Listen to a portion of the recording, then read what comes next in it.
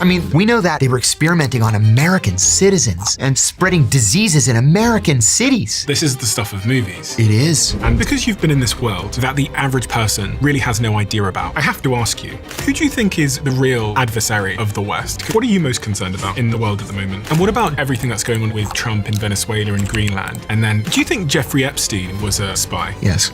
Who do you think he was working for? The Israelis. Why?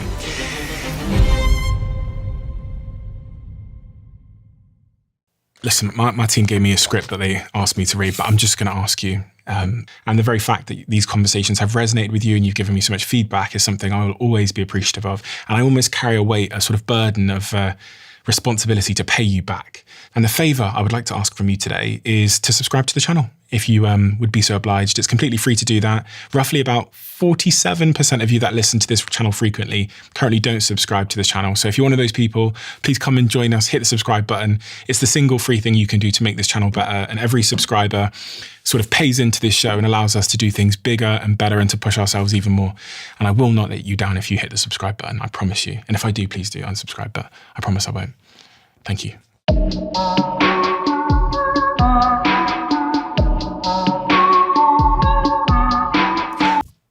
I blew the whistle a long time ago, and just in the past 18 months, I seem to have hit some sort of YouTube algorithm sweet spot, and all of a sudden, my message is getting out there. And you went to prison for blowing the whistle. I did, and I would do it again tomorrow. I really would. You know, I was giving an interview to the BBC the day after I got out of prison. They were the first outlet to ask for an interview. And so I gladly gave it to them. And the interviewer said, kind of perturbedly, "You're not showing any remorse or contrition?" And I said, "No, I'm not remorseful. I'm not contrite. I would do it again. I would let them send me to prison again because it was the right thing to do." And you were a spy in the CIA? Yeah, I was quite an accomplished spy in the CIA. I spent 15 years in the CIA. The first half of my career was in analysis, and I got bored, frankly. And so I made an unusual, at the time, change to counterterrorism operations. And then I was the chief of CIA counterterrorism operations in Pakistan after the 9/11 attacks. And if I'd never heard about the CIA before, and I had never heard about your role in the CIA before, and I was a 16-year-old. Right. How would you explain to me what you did there, what your role was, and what the CIA is? Sure. The CIA is an intelligence service whose job it is, at its most basic level, to recruit spies to steal secrets and to analyze those secrets so that the policymakers can make the best informed policy. After 9/11, we were expecting an attack, to use Osama bin Laden's words, that would dwarf 9/11. And so my job was to infiltrate Al-Qaeda by recruiting members of Al-Qaeda to tell us when and where that next attack was going to come so that we could disrupt it, we could kill or capture the leadership, and destroy the organization. And give me a range of the things that you did during your time in the CIA, just for a very top-line range of the types of things you worked on. Oh, sure. As an analyst, it was actually quite straightforward. We would write for the president, the vice president, the secretaries of state and defense, and the national security advisor. And who were the presidents during that time? When I started, it was George H.W. Bush, the father. And then it was Bill Clinton, then George W. Bush. There are several different publications. There's the President's Daily Brief, which is the most important. I covered Iraq the entire time that I was in analysis, from well before most Americans had ever heard of Iraq. I was told actually that it was a training account because nothing ever happened there, nothing ever changed, and then Iraq invaded Kuwait. The next day, I got to the office early. I was 25 years old, 26 years old, and my boss said, "Don't take your jacket off, we're going to the White House." I had never been to the White House before, except as a tourist. And so we got in a car, went to the White House, were ushered into the Oval Office. It's the president, the vice president, the national security advisor, the director of the CIA, my boss, and me. And then we all sit down. The president tells us, sit down. We sit down and the president says, well, now what do we do? And everybody turns and looks at me. And it took me a second. And I said, yes. I said, Mr. President, as you know, Iraqi troops crossed the border at 2 o'clock this morning. The royal family has run away to Saudi Arabia. They've named a new occupation governor, et cetera, et cetera. Do we know who that is? I said, yes, sir. I gave him the name. And I said, actually, he's the co-founder of the Popular Front for the Liberation of Palestine. The vice president shouts, Jesus Christ. And then the president says, gentlemen, thank you. We'll take it from here. And I remember saying to myself, my friends would never believe in 1,000 years what I was doing right now. They wouldn't even believe me if I told them.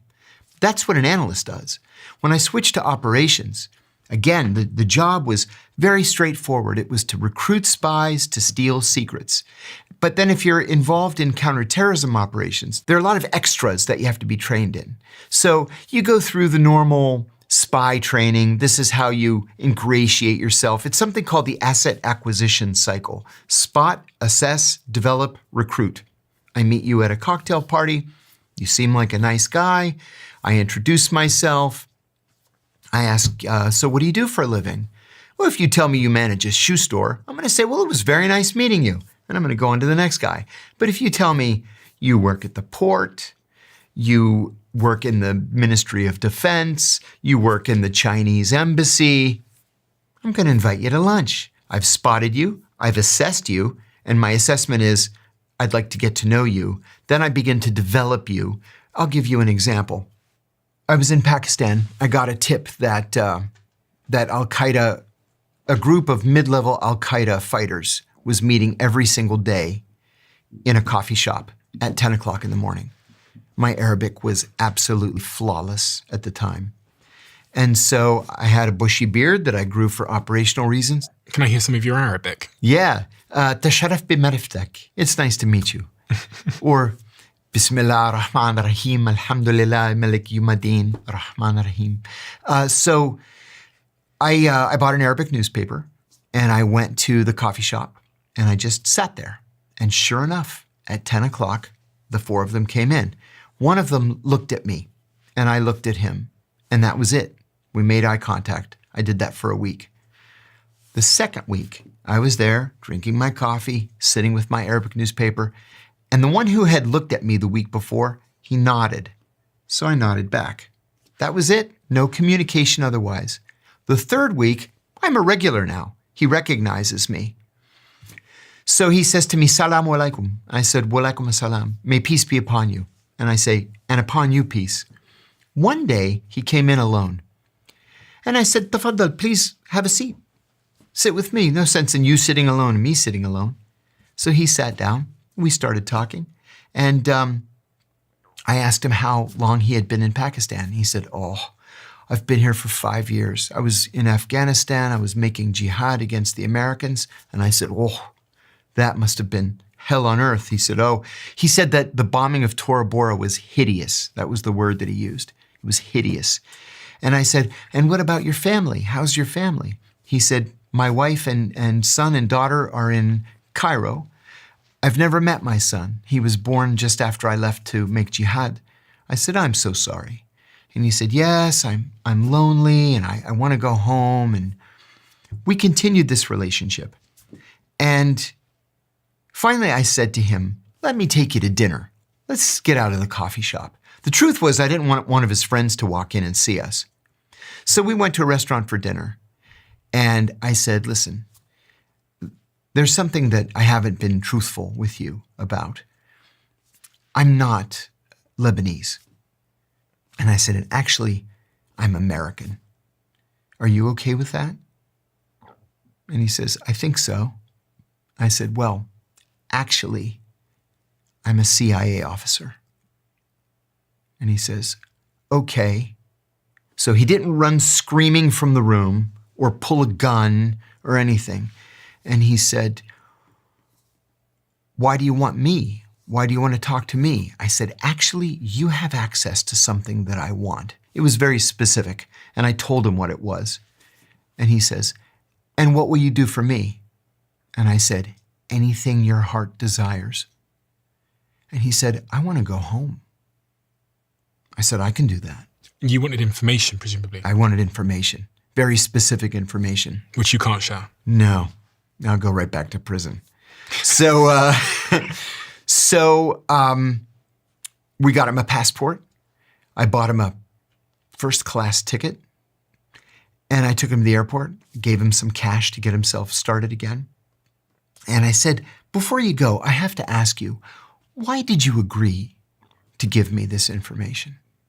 I mean, presumably I'm the enemy. And he said, I've been here 5 years, and you're the first person who ever asked me about my family. So I said, best of luck. Never saw him again. That's the job. I have to ask you, take me on the journey of you being a young man in West Pennsylvania. Right. To becoming a spy. What happened? Because I'll be honest, I don't really know what my perception of spies is, but it's not you. That's good. Yeah. That's good. See, because I kind of work under the radar. So that's really interesting is there's so many, once you learn about spies as a podcast, like, so if you go back a couple of years and someone had told me about spies, I wouldn't have believed them. I wouldn't have believed that these things actually happened. Oh, yeah. You know, you they hear happen, about people right. going undercover and going to other countries and getting secrets and all of these things. And it's not until you meet the people that said, yes, that's me, I used to do that, that you have this paradigm shift in your mind and you go, oh my God, what else might be going on? Right. Because I lived in this world probably up until the age of, 30 years old, where I kind of just assume things are what they are, like as I see them. And then, right. you start to discover that there's layers of secrecy, nations are against each other, they're doing all of these covert operations. And even like as a podcaster now, I have moments where I go, like, how do I know that you're not here to steal secrets from me? Right. So what's funny? When I had Andrew Bustamante on the show, the comment sections are always the same. They're always like, once a CIA spy, always a CIA spy. I hate when people say that. It's like, so intellectually lazy.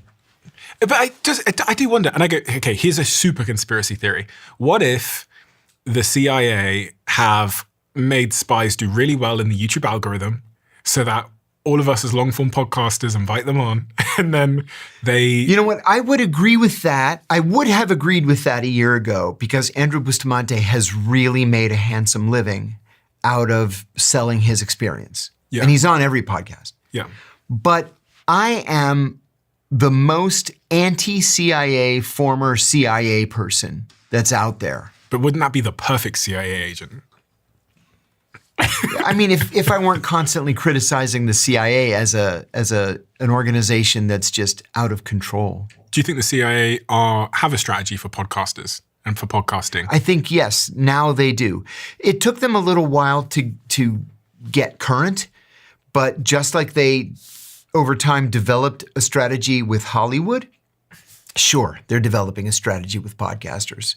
You know, it was only in the last 10 years that the CIA opened a branch within the Office of Public Affairs whose job it is solely to liaise with Hollywood studios.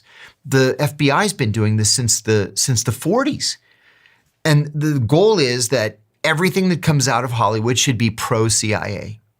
And, you know, we end up with Zero Dark 30 and, you know, The Recruit and the CIA, Argo. The CIA is always the hero in these movies. If you were still at the CIA now, and your job was to infiltrate and use creators or podcasters as an asset for the CIA's objectives, how might you design that plan if we were just hypothesizing? You would have to have a goal that would be specific enough that you could actually track the progress to it. So you can't just say, well, I'm going to pay this podcaster X amount of money and we're going to do something with the algorithm to make him vastly popular among men, 18 to 30. let's say. There's got to be more to it than that. It has to be a message. You've got to be able to get a specific, well-honed message out there. And the message can be anything. It could be, love the CIA, we're the good guys. It could be support the overthrow of the Iranian government. It could be, any criticism of Benjamin Netanyahu is anti-Semitism. It could be anything you want it to be. You just have to make sure that it's repeated enough. See, this was the danger with the torture program. This is one of the very important reasons that I went public when I did, because my colleagues, my superiors at the CIA kept repeating this lie over and over and over again that torture worked, and that torture got us information that saved American lives. And that was just simply not true. It was a lie. Besides being illegal, immoral, unethical, it just wasn't true. And so I decided, before we go down this road anymore, I'm going to go public. So can you take me back then? We got a little bit sidetracked there, but Sure. John, how did you come to be a CIA spy? When I was 9 years old, I told my parents that I wanted to be a spy when I grew up. It came time to apply for college, and I only applied at one university, George Washington University in Washington, because it was 2 blocks from the White House, and it was one of only 3 schools in America that offered a Middle Eastern Studies program. I was one of only 4 people in that brand new Middle Eastern Studies program. I stayed for a master's degree in legislative affairs with a focus on foreign policy analysis. I was taking a class in that program called The Psychology of Leadership. It was taught by an eminent psychiatrist named Dr. Gerald Post.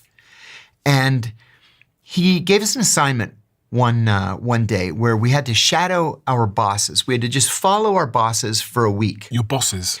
Yeah, I worked at a labor union called the United Food and Commercial Workers Union. And so we were just supposed to follow our boss around for a week and then write a psychological profile. I used dozens of, footnotes from psychology texts. And I ended up saying that he was a sociopath with psychopathic and possibly violent tendencies. And, I had these citations. I passed the paper in. Dr. Post gives it back to me a week later, gave me an A, and then he wrote, "Please see me after class." So I went up to him after the class and I said, "Dr. Post, you wanted to see me?" He says, "Come to my office." So we went down there. He closed the door and he says, "Listen, I'm not really a professor here. I'm a CIA officer undercover as a professor here. And I'm looking for people who would fit into the CIA's culture. I think you would fit into the CIA's culture. Would you like to be a spy?" And I said, "Yes, I would." He picked up the phone and called a number. And he said, "Bob, this is Jerry. I've got a good one for you. Do you have some time?"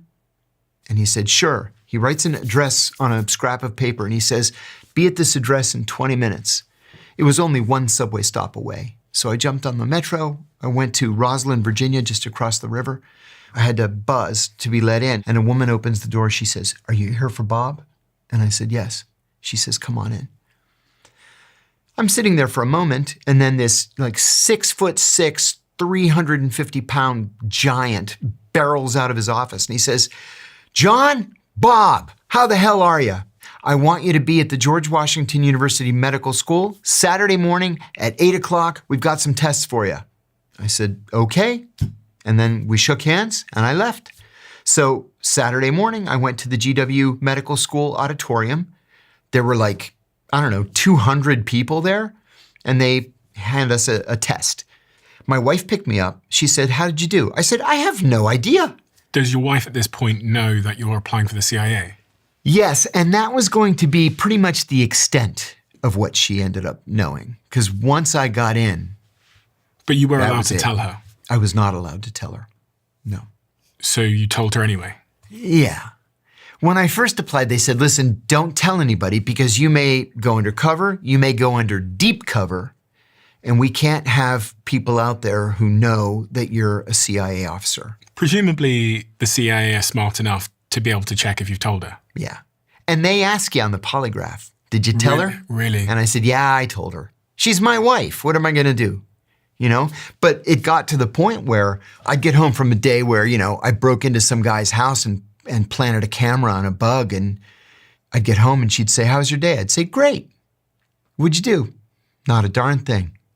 And then my phone would ring at, you know, midnight, and a guy would say, the rain in Spain falls mainly in the plain. And I'd say, mares eat oats and does eat oats and little lambs eat ivy. And that means meet me at the yacht club parking lot in 3 hours. And then I'd leave. She would say, where are you going? It's midnight. I got to work. So I'd leave. I'd do my meeting. I'd come home, 6 o'clock in the morning, just in time to shower and shave and get dressed to go to work. And she would say, what was her name? And I remember this one terrible time. That's what she said to me. What was her name? The truth is, I had been sitting in a garbage dumpster waiting for a guy to drive by down the alley and throw a bag of documents in. And I stunk of garbage. And I said to her, do I seriously smell to you like I've been with a woman? Seriously. So we ended up getting a divorce. So you do the assessment, presumably you get in, and then you do training? He called me like 2 weeks later, Bob did, and he said, you blew the doors off those tests. I said, oh, great, okay. So a month later, they summoned me to headquarters, and I was interviewed by the Office of Near Eastern Operations, the Office of Near Eastern Analysis, and the Office of Leadership Analysis. I was offered the analysis job on the Iraq desk. And what is the sum total of the training you were given in the variety of different roles that you had? Like, how do they train a spy? That's a good question. And the answer is vastly different depending on where you start your career. Okay. So because I started mine in analysis, the immediate training was in mastering the CIA's writing style. So the most important product that the CIA writes every day is the PDB, the President's Daily Brief. And it tells the president what? What you think he needs to know. Okay. So for example, when the Iraqis began moving to the Kuwaiti border, we had this big debate. Are they gonna cross the border? Yes or no? So I said, listen, why don't I call the American Defense Attaché in Baghdad? And I'll just ask him to drive down there and look and tell us what he sees. He drives down there, drives back, he calls me and he says, literally the entire Iraqi military is on its way to the Kuwaiti border. So we wrote a thing for the president saying Iraq is going to invade Kuwait and it's probably going to happen in the next 48 hours. And when did the president see that particular briefing? At 7 a.m. the next morning. Okay. And is there ever situations where the president would get it in the middle of the night? Yes. Yeah. And be told in the middle of the night that? Yes. There are these levels of immediacy. There's routine, which is like, who cares? And then there is priority, which means, I'll get to it sometime today. Then there's immediate, which means you should probably read it first. But then there's flash, which means, oh my God, something terrible just happened. You should probably wake the president. And then there's critic, which means they're coming over the embassy walls. We're at war. Wake up the president. Scramble the jets. 9/11. 9/11. Mm-hmm. That's a critic. So going back to this question of your training. Yeah. What is it that the CIA teach you about human nature and how to use human nature to your advantage? That could be transferable to other disciplines in life like business or... Well, this is going to sound not very nice, but it's real life. It's everyday life, especially in business. The CIA actively seeks to hire people who have what they call sociopathic tendencies. Not sociopaths. Sociopaths have no conscience. They'll just blow right through a polygraph exam. But they're impossible to corral. They're impossible to keep under rein. And it's because they're not able, their brains won't allow them to feel regret or remorse. Now, in business, most CEOs are sociopaths. Most, not all, but most, especially in big companies, because they claw their way to the top, usually on the backs of the people around them. They don't feel bad screwing the next guy to get that next promotion. The CIA wants people like that because those are the people who are going to break into a foreign embassy. A normal person would not advocate breaking into a foreign embassy. That's sovereign territory of a foreign country. I would. I'd be glad to do it. Why? Because we're the good guys. So do you have sociopathic tendencies? Absolutely. And what are your sociopathic tendencies? My sociopathic tendency was to operate in legal, moral, and ethical gray areas. Specifically, that's what it was. I'm really curious about what we can learn about human nature from someone whose job was to meet strangers and to get them to basically, sometimes, to turn against their own country. Mm-hmm. Like, I'm really interested in, and I think it's informative because so many of us, when we think about what good leadership is or what good sales man or womanship is, it seems like there's transferables. I guess for some people it's family. I guess for some people it's something else. That hook that you're talking about, that thing that gets them. And the word that they use at the CIA for the hook is a vulnerability.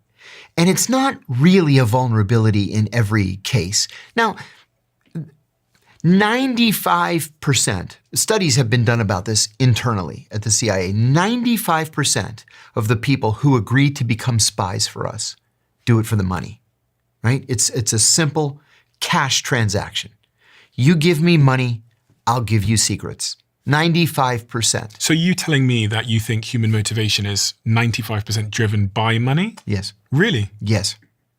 The rest was love and family, ideology, revenge, and excitement.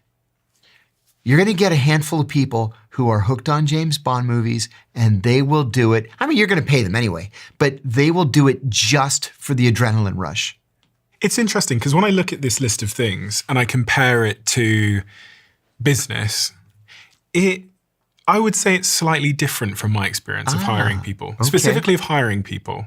I tend to think that, one would ask themselves, like, why would someone leave a company right now like, I don't know, OpenAI and go work at a startup? They're going to get paid way more at OpenAI. You've got this equity and these grants, but people are en masse doing that. And even when I think about the early days of Google, people left the big conglomerates that would pay them more, and they went and worked for Larry and Sergey, getting paid way less, right? But to be involved in something small, scrappy, exciting. And this is what I think about when I sit, probably I've had thousands of people in my life now across my businesses. And money is a factor, but it doesn't tend to be the biggest factor. It tends to be, in my experience, there's a particular hero's journey in their mind that they want to be seen through. They want to complete.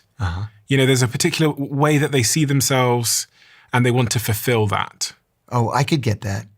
I work with a very, very tiny startup right now called Ivy Cyber. And it focuses on privacy software, things like, scrambling your data so it can't be intercepted, that sort of thing. And I've participated in a couple of pitches to angel investors. And they all say exactly the same thing that you did. And this is why I was confused when I heard that money was 95%, because I just think, especially in the work that you do, I would assume. But look at it this way. I think this would explain the discrepancy. You're comparing people who are making a life versus people who are betraying their country. True. And what's interesting as well is in those examples that you've given, money is actually a proxy to be able to take care of my family and to be able to, fulfill my ideology. And maybe to get excitement and revenge. Do you know what I'm saying? So even Absolutely, that guy that wanted the plane ticket so he could fly home, he could have, the money could have got him home if you just given him. Sure. But the reason why he wanted to go home was because his family. That was it.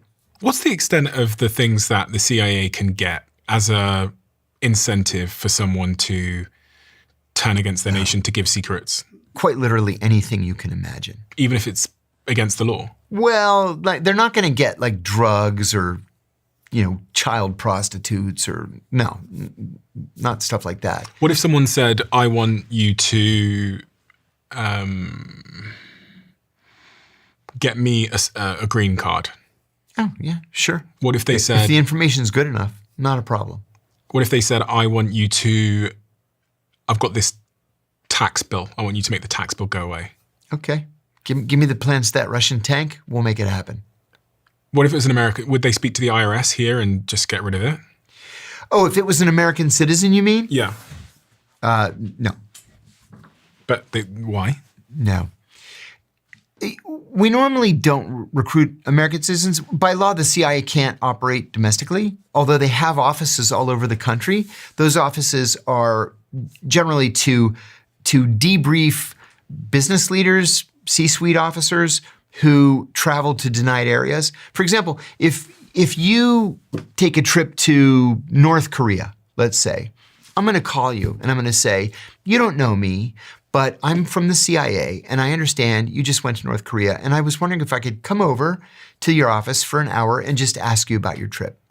99.99% are going to say yes because they're patriots. So I go to your office, I give you my business card, and we just chat about, your impressions of the place and that kind of thing. Just to close off on this point, are there any skills that the CIA taught you or trained you in that you think are transferable for business that we haven't talked about? They trained us also in lying and lie detection. That was actually quite important. At the CIA, you're a trained liar. And this is why the divorce rate's so high. It's the highest divorce rate of any entity in the US government. It's upwards of 80%. Trained to lie? How do they train you to lie? Hi, my name is Dave Phillips. I work for an import-export company. But do they teach you the art of lying? Oh, yeah. And what is the art? It's hard to pin down. You just sort of have to have it. You have to have that ability. But the hard part is you have to keep the lies straight. I'll give you another example. I've never told this story before. I was asked by headquarters. I was overseas in the Middle East, and I was asked by headquarters to target one specific officer of this foreign country. Target? Yeah. Hi, how are you? Okay. Oh, we've never met. I'm John. So nice to meet you. Let me take you to lunch. He had access to information that we really needed. So they told me to accidentally bump into him. So I surveilled him for a week. And he was single. And on Saturday morning, he went to a coffee shop. So I go into the coffee shop and I'm looking at him and he's looking at me and I said, I know you. Ministry of Foreign Affairs? He said, yes. Do I know you? I said, I am John from the American Embassy. Oh, nice to see you. I said, hey, good to see you too. You live in the area? Yes, I do. I said, oh, so do I. I didn't. I lived like across town. Oh, fancy meeting you here at this coffee shop. I come here all the time. Do you? Yeah, he says, I come here all the time. Why don't you have a seat, he says. So I sit down. At the end of the conversation, I go back to the embassy and I read a cable and I said, he's gay. I'm 100% sure he's gay. So then we started this conversation, headquarters and I, how can we use that to our benefit? Did he have a wife? No. He was single? Which was unusual at his age. How did you know he was gay? Oh, it was a vibe. Okay. So headquarters says, we want you to pretend that you're gay. I said, oh, come on, you guys. No, we really need the information. You got to pretend that you're gay. I said, okay, I'll do it. I'll do it for Uncle Sam. So I call him and I said, hey, I have 2 tickets to this show and I was hoping maybe you'd be free. Maybe we'll grab some sushi afterwards. He said, yeah, I'd love to. So we go to the show. He thoroughly enjoyed it. And we go for sushi afterwards. And then we go out again. And he says, why don't you come over to my place some night and I'll make dinner. I said, great. So I go over to his place. He made a lovely dinner. And then I thought, well, I have to invite him to my place. So I told my wife, you're going to have to get out. So she left. I made dinner. I removed all the pictures of us together. And we had just gotten married. So we had our wedding picture up and everything. At the dinner, he leaned in to kiss me. And I instinctively backed off. And he said, oh my God, I'm sorry. I thought you're gay. And I said, oh no, I am gay. I'm not into hairy guys. And he's like, oh, okay. I said, I'm sorry. I think you're great, but I'm not feeling it. You didn't kiss him? No. So we remained friends. And in the end, he gave me the information because we were friends. And then he opened up. He's like, I can't tell anybody I'm gay. They suspect I am, and they passed me over for promotion. And my boss asked me, is there something in your personal life that you're not telling me? He knows I'm gay. I said, listen, your culture's backwards. Don't tell them you're gay. Just say that you've just never met the right woman, and inshallah, the right woman is coming, in your life at some point. And I actually Googled him a couple of years ago, and he did become an ambassador finally. And he's still working in that country now? Mm-hmm. Does that kind of stuff happen a lot in the CIA where you have to take one for the team? Yes. Have you ever taken one for the team? No. I'm not sure you're telling the truth. Well, it came close. When did it come close? So I was overseas. I was a brand new operations officer. And there was a woman in this foreign intelligence service who was the ugliest woman I've ever seen in my life. You want to avert your eyes. She came off the side of Notre Dame. She was a stone gargoyle with a giant mole right here with a giant hair coming out of it. That kind of ugly. So I took her to lunch, and she was very nice. And then I thought, I did something kind of gutsy by CIA standards, because it was early on in our relationship. I invited her to go to lunch on a Saturday. Now, as a rule, the people in this country were not allowed to socialize with us privately. It had to be their whole office, or several of them together. So I asked her just to meet me privately for lunch on Saturday. Don't tell anybody. So she was someone from the Middle East? Yes. And she agreed. And I was like, oh my God. She said yes. And I ran back to the office. I was like, she said yes to a lunch on Saturday alone. And my boss says, okay, here's what I want you to do. I want you to fuck her. And I said, what? I said, have you ever seen her? And he said, I know, but we're the good guys and you're going to have to take one for the team. And I go, oh my God, I go, okay, I'll do it. And he says, no, you're not gonna fuck her. We don't do that. I said, well, I don't know. I just started this. I've never been an operations guy before. How am I supposed to know? He said, come on. He said, just develop her like a normal person. You don't have to fuck her. I said, oh my God, you almost gave me a heart attack. But they might not be mad if you did. So long as I reported it and I got the recruitment out of it. It wasn't illegal to, sleep with assets. Yeah, you're not supposed to sleep with assets. It has happened to a couple people I know.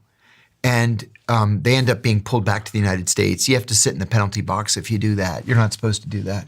But yeah, it happens sometimes. So sextortion isn't a real thing? It can be. When I first got hired, one of the old timers told me the story about an Ayatollah that they were trying to recruit. And they set this Ayatollah up with a prostitute.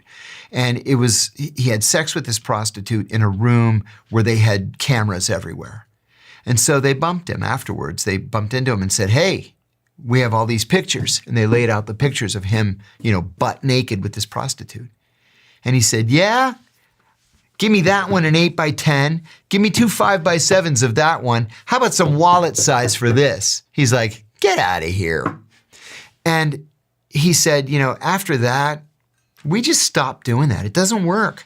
When you recruit somebody, you really do need the relationship to be based on mutual trust. Not coercion or pressure or threatening threats. Somebody, it's not going to result in a productive relationship. The Russians do it. The Israelis do it. But most intelligence services around the world don't.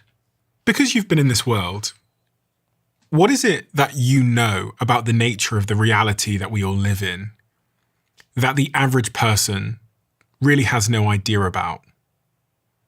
Do you know what I mean? Yeah. Because, going back to what I said earlier, 3 years ago, before I started doing all this podcast stuff and started interviewing people that had been involved in spy work and the CIA and all this, I was kind of like naive to the way that the world worked. I thought if I have a password on my device is secure. And I thought that, Right. all these kind of just simple things. But what is it that you know about the nature of reality that most people don't? Well, I guess it's a couple of things. John Kennedy called the CIA the best and the brightest. And we're not. We're just average people. And we're not as smart as we think we are. We're not as worldly as we think we are. We've pretty much missed every major global development since 1947, from the rise of the Berlin Wall to the fall of the Berlin Wall to the fall of the Soviet Union to the Suez Crisis and the Iran hostage crisis and 9/11 and everything else. We missed it. We're really good at day-to-day, updates for the president. We're really good at recruiting minor hangers-on around terrorist groups, but the big picture items, we're just not good at it, number one. Number two, until 9/11, it was against the law, like in stone, to spy on Americans. And now billions of dollars are spent spying on Americans, whether it's NSA or CIA or FBI or intelligence community contractors. Nothing is secret. Nothing. And to make matters worse, let's say maybe you did do something that law enforcement might be interested in. They don't need a warrant anymore. They don't need to go to a judge and say, well, we have reason to believe, blah, blah, blah. All they have to do is just buy your metadata because it's for sale. Just go to the carrier. Just buy it. They don't need a judge's order to do that. It's all out there. We've made ourselves vulnerable. All of our lives are out there, whether it's on Facebook or X or Insta or whatever. If they really want to get you, they're going to get you, which reminds me of a book written by Dr. Harvey Silverglate. He's a professor of law at Harvard, and it's called 3 Felonies a Day. And he argues in this book that we are so over-criminalized, so over-regulated in this country that the average American on the average day going about his or her normal business commits 3 felonies every day. You may not mean to, but you do every day. So if they decide they want you, they don't like your politics, they can get your metadata, they can go through that metadata, find crimes that they can charge you with, and ruin your life. And there's nothing you can do to protect yourself. To some extent, they did that to you. Yeah, they did. They did that to me. Because you spoke out about a torture program that was happening in the CIA. Yeah, John Brennan wrote a letter to Eric Holder and said, charge him with espionage. And Holder wrote back. Eric Holder was the Attorney General. Holder wrote back and said, my people don't think he committed espionage. And John Brennan wrote back to Holder and said, charge him anyway and make him defend himself. So they arrested me and charged me with 5 felonies, including 3 counts of espionage. Espionage can be a death penalty case. Charged me with espionage. They waited until I went bankrupt 10 months later with $2 million in legal fees. And then they dropped the espionage charges. And they said, we can re-add the espionage charges, or you can take a plea to this lesser charge. What are you going to do?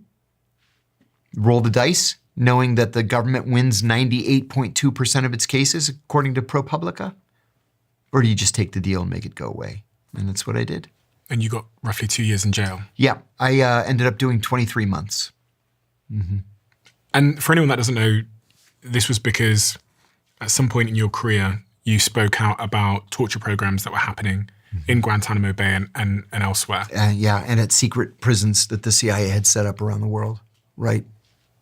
And going back up to the top of my question here, I'm really trying to speak to Jane, Dave, who's listening to this right now. Sure. They have a normal life. Yep. They're not really aware that spies exist and the extent of the work they do. They kind of assume that everything they see and people they interact with are normal, and they think their devices and everything else is secure. What message do you have for them, a word of warning or caution about the reality? Yeah, that's a good question. Eliot Spitzer, the former governor of New York, when he was Attorney General of New York, he said, "Don't nod when you can motion.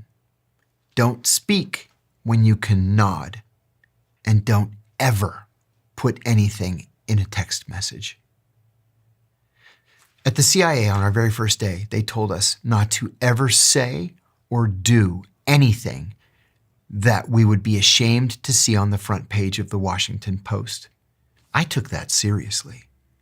The truth of the matter is, because of technology the way it is today, our whole lives are out there potentially for someone to see, for someone to use against us. So be careful what you say, be careful what you write, even in jest, because it can be taken out of context to target you. And what about digital security? You talked about the fact that it's possible for these forces, and not just the US, but other countries, to be able to hack and crack your devices and see anything on your devices. I think we all go around assuming that our devices are secure. They're not secure at all. At all. It's not just, NSA, CIA, FBI that you have to worry about. It's the British, the French, the Germans, the Canadians, the Australians, the New Zealanders, the Russians, the Chinese, the Israelis, the Iranians. I mean, everybody has these capabilities. Everybody. So you've got to be very, very careful. Capabilities to do what? To intercept communications. I've heard you say that they can hack car systems. They could theoretically hack into my car. Yes, we know that from WikiLeaks. There was something in 2017 called the Vault 7 revelations. There was a CIA software engineer who was disgruntled. And instead of going to the Russians or the Chinese, he went to WikiLeaks. And he downloaded thousands, tens of thousands of pages of documents classified above top secret. And they became what WikiLeaks called the Vault 7 documents. So they included things like the CIA, for example, will hack into, let's say, the Iranian Ministry of Interior computer system. But they'll leave little electronic clues, all written in Cyrillic. Cyrillic is what? The Cyrillic is the alphabet, the Russian alphabet. Oh, okay. Yep.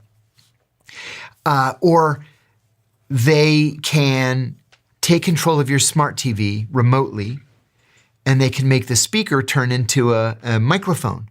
So even though the TV is off, it can still hear everything that's being said in the room and broadcast back to the CIA.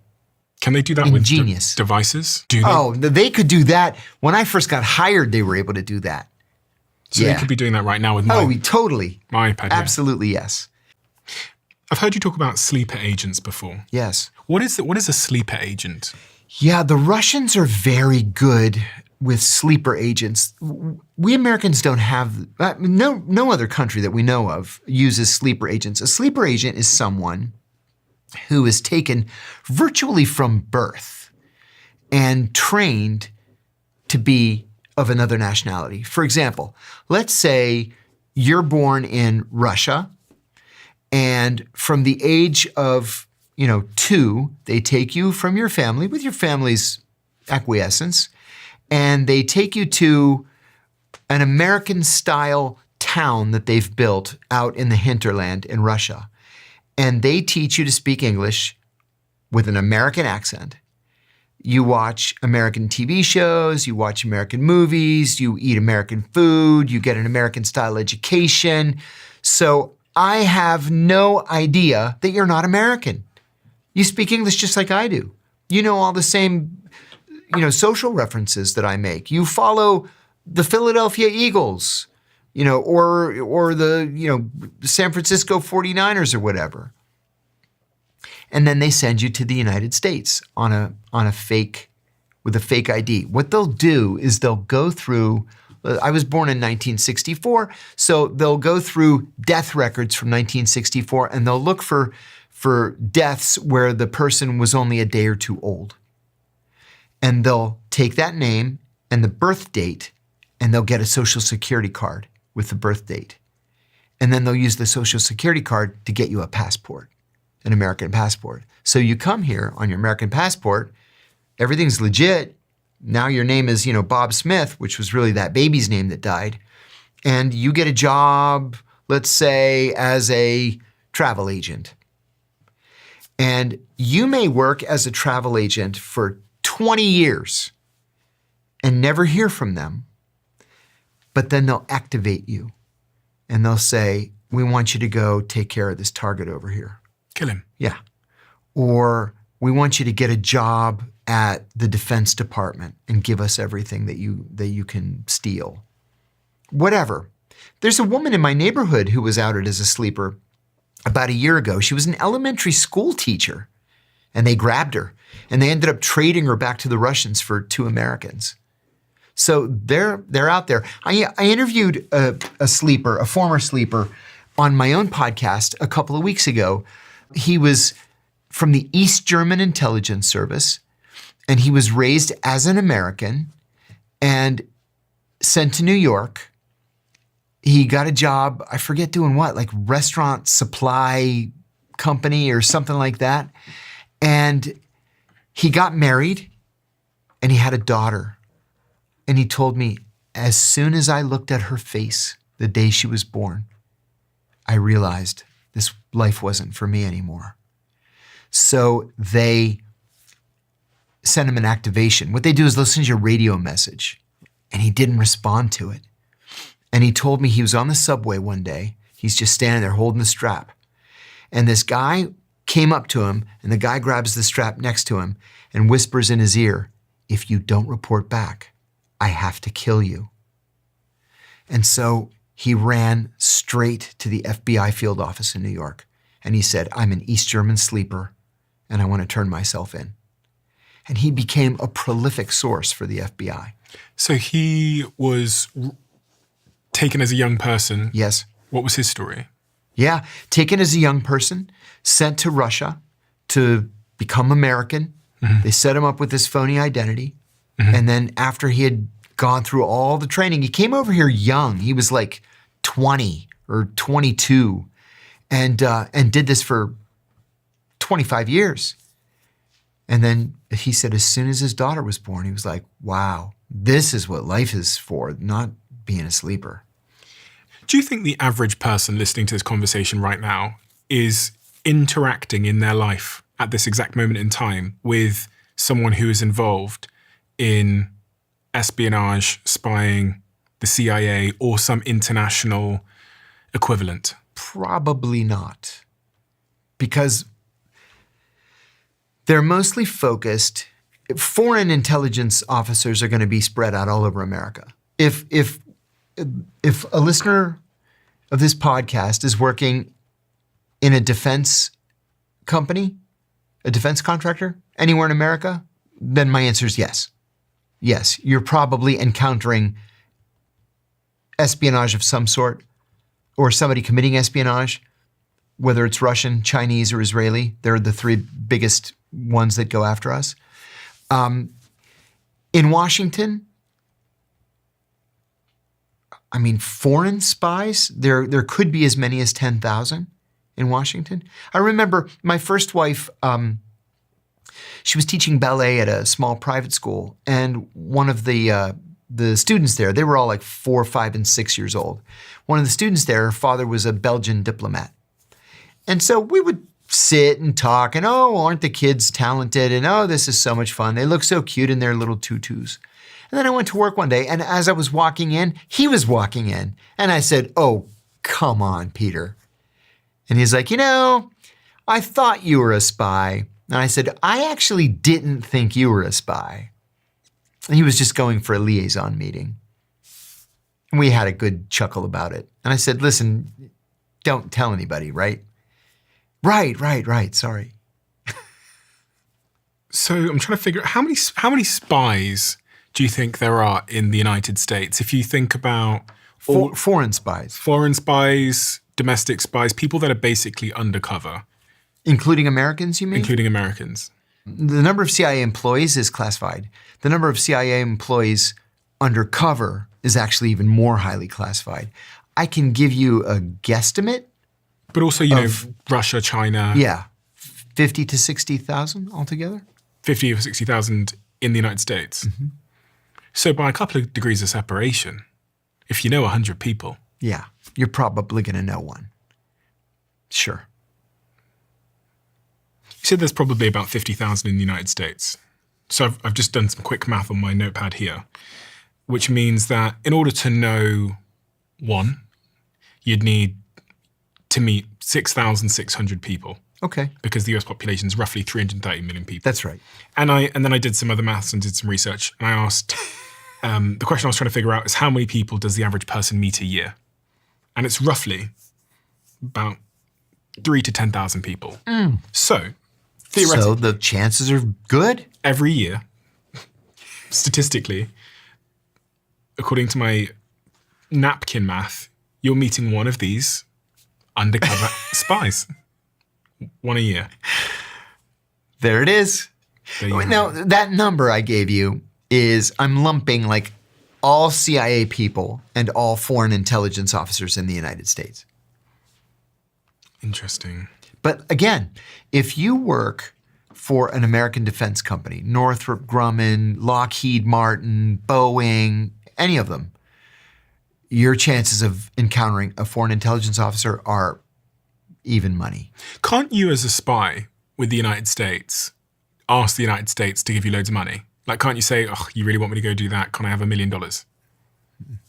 Because you're potentially giving away a lot of money to other people. Oh my God, giving away like unlimited amounts of money. Because your budget when you were a spy, how much was it? After 9/11, it was unlimited. What does that mean? It means you can basically give away as much money as you need to. If I approach somebody and he says, I can give you this terrorist, I want 10 million. I'm like, done. What was the most you ever gave in 10 million. You gave someone 10 million? For what? Abu Zubaydah. Who's Abu Zubaydah? We believed that Abu Zubaydah was the number 3 in Al-Qaeda. He wasn't the number 3, but he was a very bad guy. I led the raids that captured Abu Zubaydah in Pakistan, Faisalabad, Pakistan, in March of 2002. And the State Department had a $10 million reward. We ended up giving the $10 million to the Pakistani intelligence service. It wasn't a person. It was just really great analysis that led us to him. But there were others in the so-called war on terror who got more than 10 million and got it like within 24 hours. Individuals? How much? One got 25 million. Just a person? Uh-huh. And the thing is, there's a lot of danger there. If you're a shepherd or a T-boy and you make $40 a month and all of a sudden you have $25 million, something's up. And what was the 25 million for? It was for a very high-ranking foreign terrorist who was brought to justice. I can't say, because it was never publicly disclosed.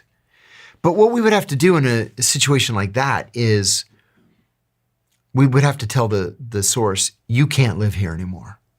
Pick a country, and that's going to be home from now on.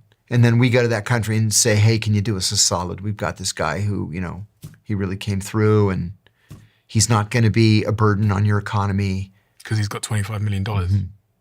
Which country did he pick? Oh, I can't tell you that. He wanted to stay in the region. He wasn't willing to move to the United States, for example. Because we're happy to take him. You're welcome to come to the United States. He's like, absolutely not. He went to Dubai. I would. Yeah, with the tax code. Interesting. I think you can tell my bias from the questions that I ask about the things that fascinate me about espionage and spies. It's their understanding of human nature and what motivates us and the psychology of humans that you can learn from spies and the nature of human beings, I guess. Right. And also, I guess the other thing that really fascinates me is just I've had so many mind-blowing moments where I've learned just how fragile the reality that I believe is. Like I thought things were secure and I thought they were as they are, but it just doesn't appear to be that way. There appears to be lots of secrets. And, conspiracy theorists get a hard time. But actually, the more I've done this as a job, the more I go, conspiracy theorists are right more than I expected them to be. See, and that's an important point. I hate conspiracy theories that run amok. But a former CIA director is the one who came up with the term conspiracy theory. And it was a way for the CIA to discredit people by making them sound like crazy people, when in fact there was such a thing called MK Ultra. There was such a thing called, Operation Grasshopper or MK Chickwit. Or, the CIA did crazy, crazy stuff from roughly 1952 to 1975. For example, they experimented with a virus that they released in San Francisco. They waited for an unusually foggy, like heavily foggy day. They released it into the atmosphere just to see if it would make people sick. And 11 people went to the emergency room with this rare upper respiratory infection. And then they were like, high fives. Yeah, it works. And then they started experimenting with LSD. LSD was a big thing at the CIA in the early days. We were convinced, see, and this is where counterintelligence is important. The Chinese told us in 1951 that the Russians were using LSD to try to engineer it to be used as a mind control drug. That wasn't true. That was disinformation. The truth was the Russians had no LSD program. The Chinese did. So they tried to throw us off the scent by blaming the Russians. We panicked. And by 1952, we started this program called MK Ultra, which began by using LSD experimentally. What the CIA did was they started by dosing their own employees without telling them. Several committed suicide. One jumped out of a hotel window. With the hope that? Yeah, we'll just see what happens, see what they say, see how it feels, see if we can control them, see if we can plant memories that didn't actually happen. And then they decided, no, it's not a good idea to dose our own people. Let's just dose strangers out in public. So they went to San Francisco. They rented a safe house and they hired prostitutes to go out on the street, pick up Johns, bring them back to the safe house. Johns, people who hire prostitutes, men who hire prostitutes. Dose the Johns with LSD and just see what happens. But, these are like serious crimes you're committing against people. Just reading about it here, it says, under Operation Midnight Climax. Mm-hmm. Interesting name. Operation Midnight Climax. That's right. The CIA paid sex workers to lure men to safe houses where agents drugged them and then watched them through one-way mirrors and recorded their behavior. Exactly. They tried to erase their personality. Nice, huh? The goal was often to break and rebuild the human mind. In 1973, the CIA director ordered mass destruction of the MK Ultra files. What we know comes from accidentally surviving documents, meaning this is a sanitized version. That day, he testified before the church committee. The church committee specifically told him, do not destroy any documents. He went back that afternoon to the CIA and said, destroy everything. Why? Because it was damning. They were experimenting on American citizens. They were experimenting by spreading diseases in American cities. And so he was held in contempt of Congress. He was fined like $150. And about 15% of the documents were overlooked and survived. We'll never know exactly what happened under MKUltra. As we sit here now, there's people on the streets of Iran that are protesting the leadership there. And the CIA are often associated with some of the coups going back to the 1950s. Yes. And other countries Yes. toppling elected leaders to protect US interests. Yes. Do you think the CIA are involved in Iran at the moment? Probably. I think the Israelis are heavily involved in Iran at the moment. I'll tell you why, for a couple of reasons, more than a couple. Number one, in the so-called 12-day war that we saw last year, the Israelis were absolutely masterful in the way they went after the Iranian leadership. What they did was they focused on recruiting Afghan refugees.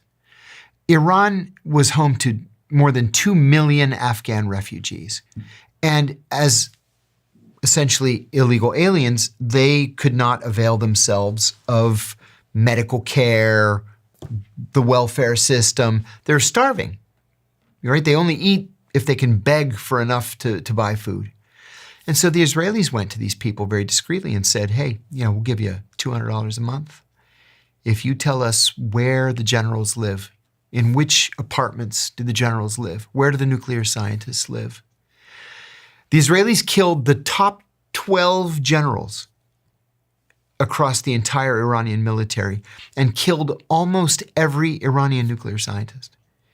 Because what they were able to do was to recruit these Afghans to not just tell them where they were living, where the generals and the scientists were living, but what their cell phone numbers were. And so the Israelis were able to geolocate the cell phones, and then that's where you fire the missile. They killed all of them. And then after the Iranians finally realized it's the cell phones, they ordered that no senior military officials and no scientists could carry cell phones. But it never dawned on them to tell the bodyguards not to carry cell phones. And so the Israelis started rocketing the bodyguards and just killed everybody else. Have you ever killed anybody? No, thank God. My children asked me that. And I told them very proudly that I have never taken any action that resulted in the death of another human being. There's one kind of half exception. And I think about this all the time. In 1993, I guess it was, I was sitting in the morning meeting. I told you earlier that every unit meets every day at 9 o'clock, and you just talk about what happened in the country that you cover overnight. I was in the morning meeting, and the secretary came in, and she said, John, General Powell is on the phone for you. Call him Powell. I said, General Powell? How does he know who I am? And she said, I don't know, but he asked for you by name. My boss is like, well, go answer the phone. So I went to my desk, and I said, good morning, General Powell. This is John Kiriakou. And he says, John, if the Iraqis were going to kill the president, who would actually be in charge of that operation? And I said, well, if you're talking about the attempt to kill President Bush, George H.W. Bush, he had been visiting Kuwait. I said, Kuwait operations are run from the Iraqi intelligence service's Basra station, but Basra station is headed by Sabr Abdulaziz Adori, the director of the Iraqi intelligence service. He says, where does he sit? I said, Baghdad. Where exactly in Baghdad? I said, if you hold on a second, I'll look up the address. So I looked it up. I gave him the address. He says, thank you. And he hangs up the phone. I go back in the meeting. They were like, what did he want? I said, he wanted to know about Sabr Adori and the attempt to kill President Bush. I'm like, okay. 8 hours later, we fired 47 cruise missiles into Iraqi intelligence service headquarters. But by then it was the middle of the night in Baghdad, and we killed the janitor. So the next day, I said to my boss, I killed that janitor. And he said, I knew you were going to say that.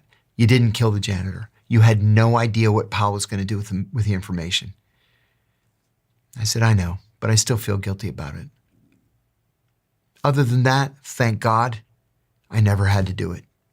I'm not sure how I would sleep at night. Do the US still assassinate people by the CIA? Absolutely, yes. When Barack Obama was president, John Brennan, in the first term, was the Deputy National Security Advisor for Counterterrorism. And he started something called the Tuesday morning kill list meeting. So it would be Brennan, it would be the National Security Council attorney, somebody from the CIA General Counsel's office, and a representative of the director of the Counterterrorism Center. And every Tuesday morning, they would meet at the White House, come up with a list of people to kill that week. The teams would fan out around the world, kill their targets, and then go back and meet next Tuesday morning. And are these world leaders or are they normal people? No, these are ground level terrorists. Okay, so it could be someone that appears to be a normal civilian but is doing something that they don't like. The law is pretty clear on this. It's supposed to be somebody who poses a clear and present danger to the United States, to an American citizen, or to an American installation. Which can be quite a vague brief. See, that's the thing. It sounds like it's clear. It's actually not at all clear. And when they get back from these missions, we just have to take their word for it. Which spy force around the world did you think was the most impressive? Oh, the Israelis. Really? Yeah, the Israelis have no rules. They'll kill anybody. What was it, 3 years ago? This pager operation? Oh, it was so fascinating. Good Lord, it was a work of genius. It is genius. It is. It was totally illegal. Totally illegal. But it was genius. The moving parts I didn't believe it was real. I had to I was like, there's no way that this is real. This is the stuff of movies. It is. For anyone that doesn't know, what was the story? Yeah. Okay. So the Israelis knew that Hezbollah, the terrorist group Hezbollah from Lebanon, was communicating using pagers. They didn't want to use cell phones because they didn't want the Israelis to intercept their phone calls. And they thought, oh, pagers, those are safe. So the Israelis bought a company in Hungary, I think it was, that made pagers. And they got Hezbollah to order the pagers from this company. They were able to insert explosives in the pagers. And the pagers went to Taiwan, and from Taiwan to Thailand, and then from Thailand to, I forget where, Syria, I guess, and then from Syria to Lebanon. And so what the Israelis did was they were able to activate the explosives in all the pagers simultaneously. Killing people? They killed everybody of any import in Hezbollah. They essentially decapitated Hezbollah. And then the ones they didn't kill in that operation, they bombed the apartment buildings where they lived. See, this is the thing too about the Israelis. If they want to kill you, they won't just do a close-in hit. They'll blow up the entire city block where you live. They'll kill 1,000 people just to get you. And they don't care. And then they say, what are you going to do about it? You're going to go to the International Court of Justice? Do they really do this? Yeah. Uh-huh. Did you ever interact with them? Yes. And how did you find them to be? Miserable. My very first briefing that I ever gave as a junior analyst was to the Israelis. My boss said, okay, he says, you're going to give your first classified liaison briefing. So it's going to be the Israelis, and there are a couple things you should know. I said, okay. He said, we don't allow the Israelis into the building. Ever. I said, why not? He said, because they spy on us. Not only do they spy on us, they would always bring gifts. Like, oh, we brought this wonderful gift for you. And every time somebody tries to bring something in, you have to x-ray it. And it's got listening devices and it's packed with 2 years worth of batteries. We're like, you guys, you have to stop doing this. Every time you come here, you try to bug our conference rooms. It's bad form. You have to stop doing it. And then they're like, oh, okay. We knew you would find it. We're just kidding. Come on. So we have to meet them miles away from headquarters in a place that we rent. So he said, nothing over the secret level, no top secret information, just up to secret. I'm like, okay. So I go with like a dozen analysts. And because I'm the junior most analyst, I've only been on the job at this point, I'm going to say 6 weeks or so, I went last. So the first analyst says, I'm the chief analyst and this is my briefing. And then the next guy says, I'm the political analyst and I'm the econ analyst and I'm the military analyst and I'm the oil analyst and the tech analyst. And it comes to me. So I said, because I was overt at the time, I was not undercover. I said, my name is JOHN KIRIAKOU and I'm going to brief you on Saddam Hussein's psychological state of mind. Well, there were two Israelis there. One was from Mossad and one was from Shin Bet. Shin Bet is the FBI of Israel and Mossad is the CIA of Israel. So the Shin Bet guy, he has his glasses down like this and he goes like this. He says, spell your name. So I spell it, K-I-R, I spell it. And he goes, you are Jewish? I said, don't you dare. I am not recruitable. Don't you dare even try it. I was furious. We went out of the briefing, I was going to explode. Everybody started laughing at me. They're like, they do that to every one of us. Every one of us. They try and recruit you? Yeah. To turn against the United States? Yeah. On my very first day at the CIA, we got a briefing from the CIA's director of security. And he said that all of us have to have in the very front of our minds the concept of counterintelligence. For example, he said, there's a steakhouse right down the road on Route 123. It's the nearest restaurant to the CIA. He goes, don't ever eat there. Why? Because the KGB thinks we all eat there. So all the customers are KGB officers waiting for CIA people to walk in and start talking about work. Don't ever eat there. I've never eaten there to this day. Because they're potentially all Russian spies. Mm-hmm. So he said, our Israeli friends have two officers in their embassy, one from Mossad, one from Shin Bet. The FBI has identified 187 undeclared Israeli intelligence officers spread all across the United States, mostly at defense contractors trying to steal our secrets. Now, we give the Israelis 95% of our defense secrets. You want the F-35? Done. Here's the F-35. You want this advanced missile? Here you go. It's on us. So they steal the remaining 5%. Do you think Jeffrey Epstein was a spy? I believe very strongly he was a spy, yes. And who do you think he was working for? The Israelis. I'm confident it was the Israelis. Why? Jeffrey Epstein is kind of the stereotypical example that they give you in training for what's called an access agent. This is a different kind of recruit.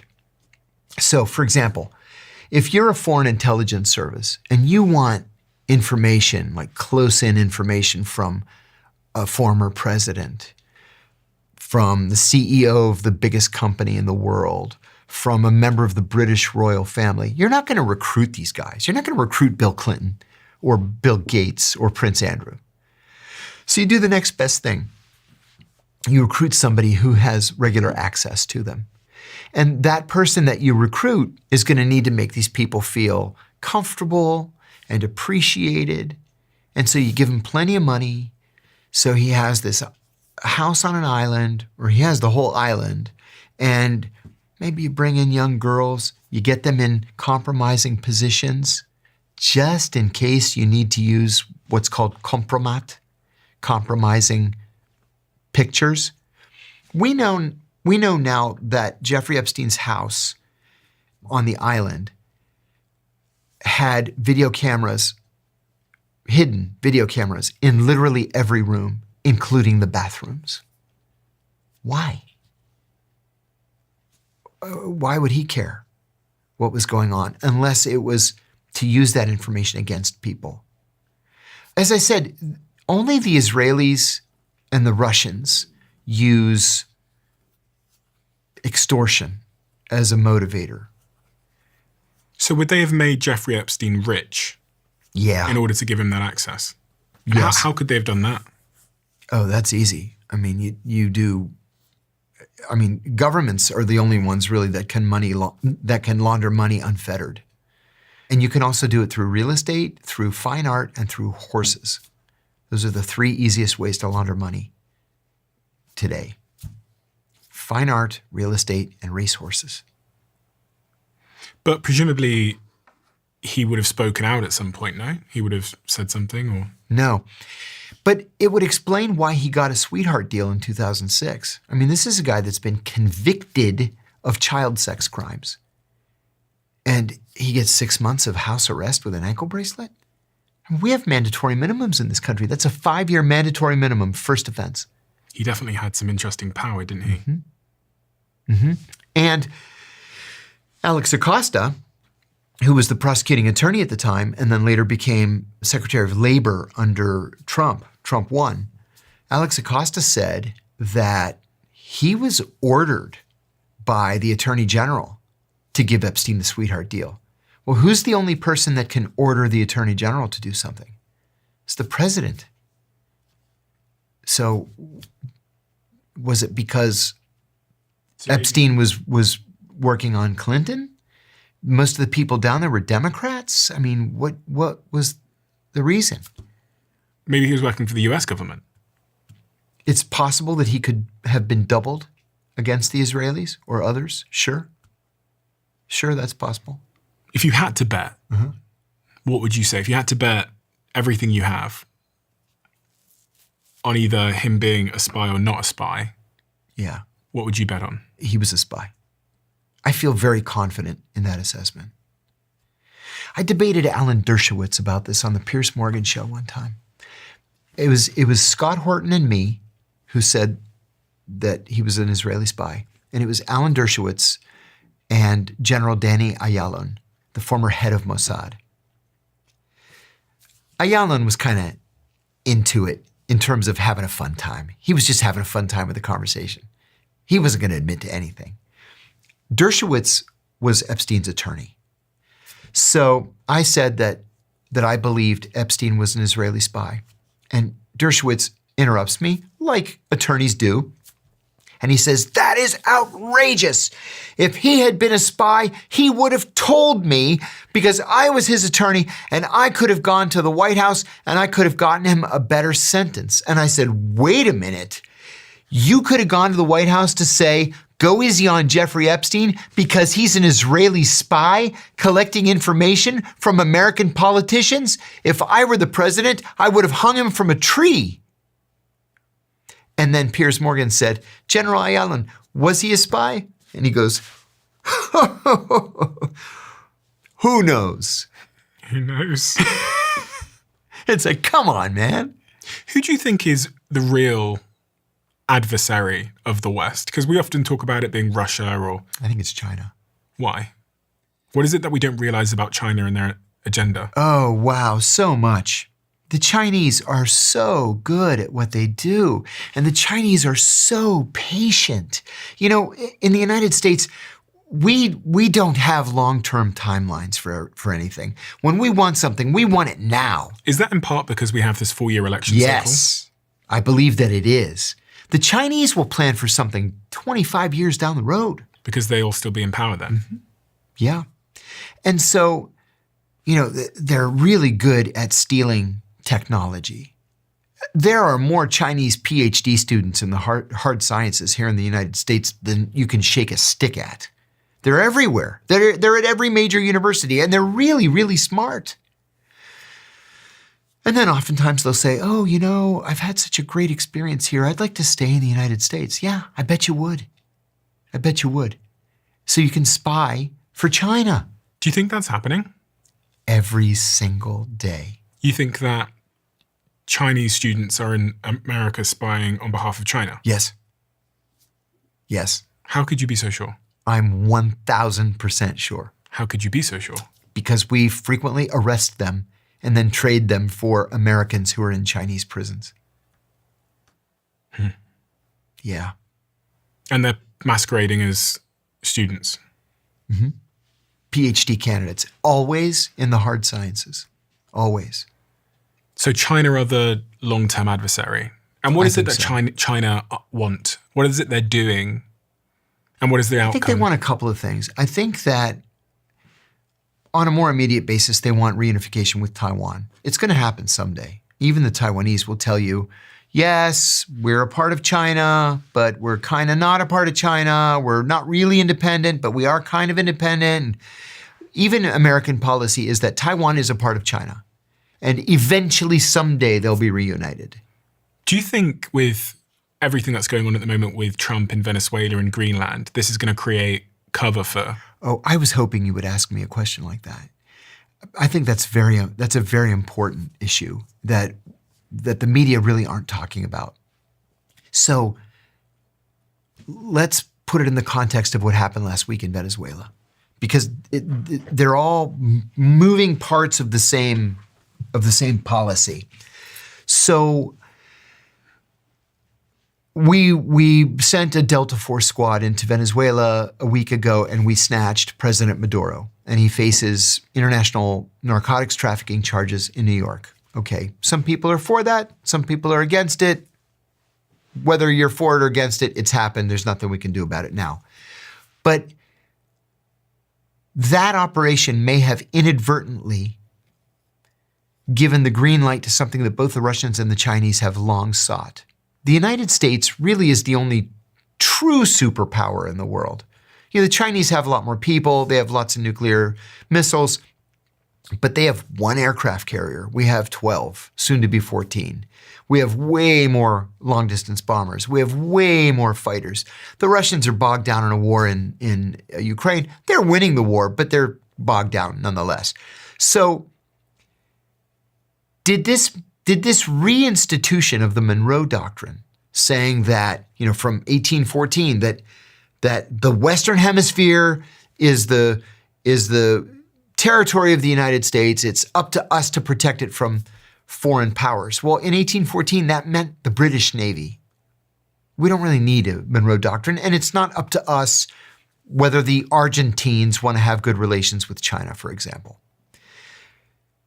We invoked the Monroe Doctrine in this operation to snatch Maduro.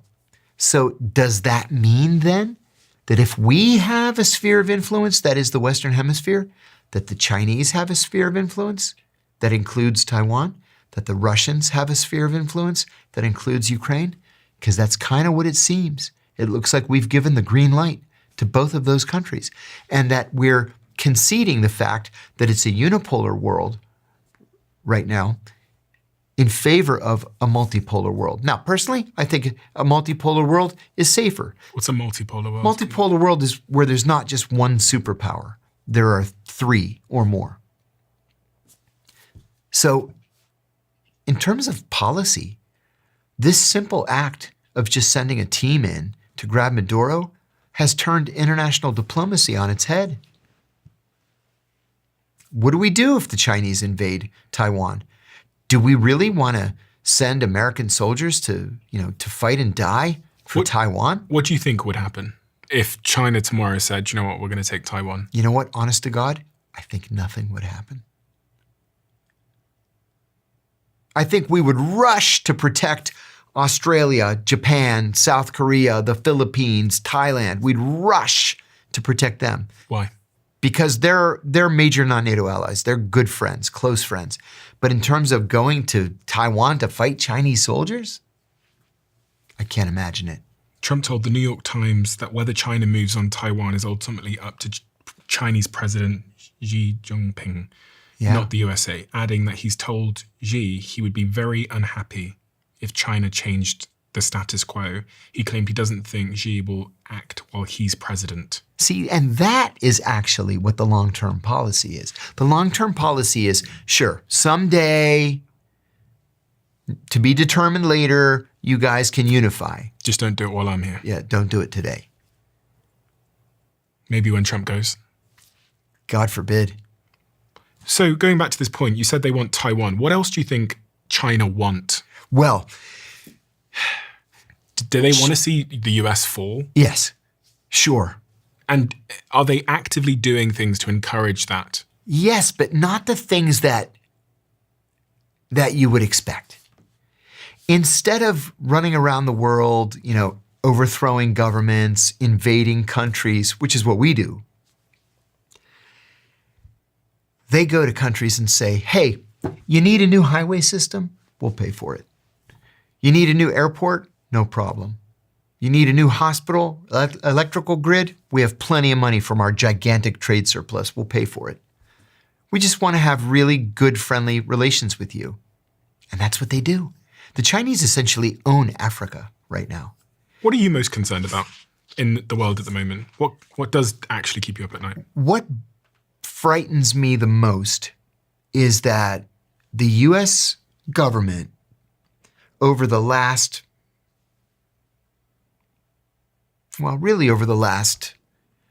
50 years or 55 years has so inflated its military budget that what we spend on the Pentagon is now more than the next 8 largest countries combined, right? Donald Trump right now spends $1 trillion a year on the Pentagon budget. He's asking for next year to be $1.5 trillion. We can't afford it. Our interest on the national debt is now the 3rd largest expenditure in government between the Pentagon and Social Security and then the interest on the debt. And why does this bother you? Because we're going bankrupt.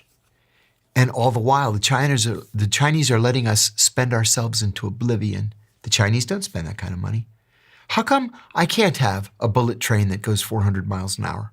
How come I can't get to Chicago in 3 hours by train?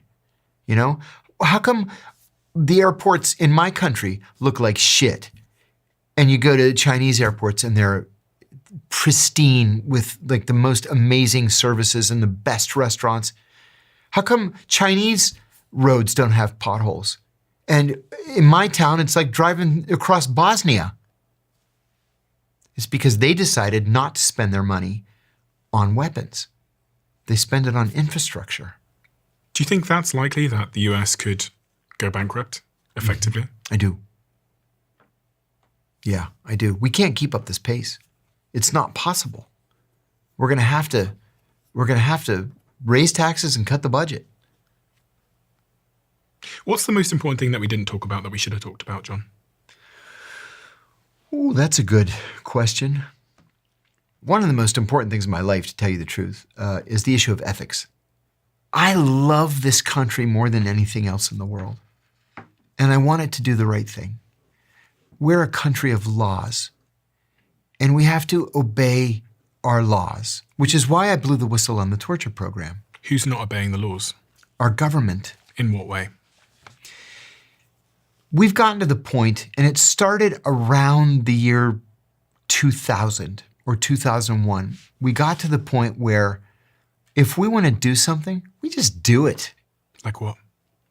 In 1946, we passed something called the Federal Torture Act, which banned torture. Okay? Also in 1946, we executed Japanese soldiers who waterboarded American prisoners of war. That was a death penalty offense to waterboard someone. All right? In 1968, on January the 11th, 1968, the Washington Post ran a front page photograph of an American soldier waterboarding a North Vietnamese prisoner. When the picture ran, the Secretary of Defense, Robert McNamara, ordered an immediate investigation. That soldier was arrested, he was charged with torture, and he was sentenced to 20 years of hard labor at Leavenworth. And then in 2002, it's legal. We can do it. We can do it because we're the good guys. The law never changed. We changed. And my point was always, either we're going to be the good guys or we're not. Either we're going to be what Ronald Reagan called a shining city on a hill, or we're not. When I was stationed in Bahrain, I was the human rights officer. So I had to write the human rights report every year that we sent to Congress. Well, imagine if John goes in to see the Minister of Interior and I say, Your Highness, you cannot pick up a 15-year-old kid for marching in a peaceful pro-democracy demonstration and then murder him, beat him to death in the police station and call his parents to come and pick up the body. You can't do that. I have to report that to Congress, and you're going to lose your rights to buy American military hardware. But then the CIA station chief goes in an hour later and says, don't pay any attention to the human rights guy. I'll give you $10 million. If you set up a secret prison here, we're going to send you some prisoners. You torture them, and then you give us a write-up of everything they say during torture. Who's he going to listen to? Is he going to listen to me? Did that happen? Yes. He's not going to listen to me. If all of a sudden torture is legal just because we say it is, and then Congress is like, oh, we don't know anything because it's a secret program, so we can't talk about it. Do we still torture people? No. I am very proud to say that when the McCain-Feinstein anti-torture amendment was passed into law in December of 2014, John McCain got up on the floor of the Senate and said it was because of me, because of my revelations. He said, if I had not told the American people that the CIA was torturing prisoners in their name, we would never have known. That's why I say it was worth it. Do you think you should be pardoned by President Trump? I do. Have you written to him? I have to be careful with my language here. I applied. My name is in the system. I have very, very high-level supporters who have approached him personally, and I'm hopeful that it happens. John, we have a closing tradition where the last guest leaves a question for the next, not knowing who they're going to be leaving it for. And the question left for you is, what's something you stopped doing that improved your life more than anything you started? Feeling sorry for myself. I'll be honest with you. I have struggled with depression my entire life. And after my second divorce, I went through this period where I couldn't pull myself out of bed in the morning because I felt so sorry for myself. Because of the divorce, or because of your life, or because? The whole thing. I believed I was just a loser. I was in my 50s, unemployable, convicted felon, barely able to make ends meet, worried about where my rent was coming from one month to the next. And then I thought, fuck you. What's wrong with you? You don't have to answer to anybody. And I told myself no more feeling sorry for myself. I was going to go make a career on my own. And so I knew I would never work for government again. I knew I would never work in corporate America again. After I left the CIA, I was the head of the competitive intelligence practice at Deloitte & Touche, spying on Ernst & Young and PwC and IBM, and it was great fun. I'll never work in the corporate world again. So I decided I'm going to do what I'm good at. And I'm a terrific writer. And I'm told that I'm a gifted storyteller. So I'm going to write books. I have 2 syndicated newspaper columns that run in 212 small town papers around the country. I'm on TV all the time. I have 3 podcasts, deprogram every day on both YouTube and Rumble. Thanks for letting me plug them, by the way. Go ahead. Deep Focus on YouTube and on Apple Podcasts, John Kiriakou's Dead Drop, which is just story after story after story. And now I make a perfectly great living. I'm in a long-term relationship with the woman I'm crazy about, and life is good. And it all started with that decision to stop feeling sorry for yourself. Yes. If people around me keep saying, you've done nothing wrong, you're a hero for what you did, and deep down, I would do it again, then why am I feeling sorry for myself? I'm right, they're wrong, they're criminals, so I'm just going to go on with my life. And that snapped me out of it. So don't feel sorry for yourself. Do something about it.